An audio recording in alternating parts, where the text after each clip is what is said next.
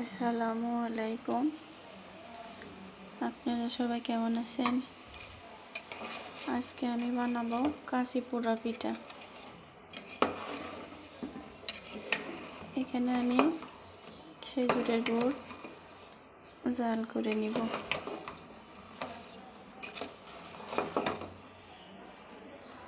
আর এখানে জাল করে নিব গরুর দুধ।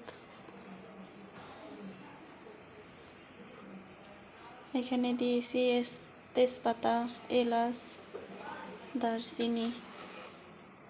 এখানে আমি 10 কেজি দুধ নিয়েছি।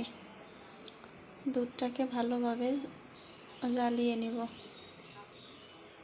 অন্য চুলায় দিয়েছি গুড়।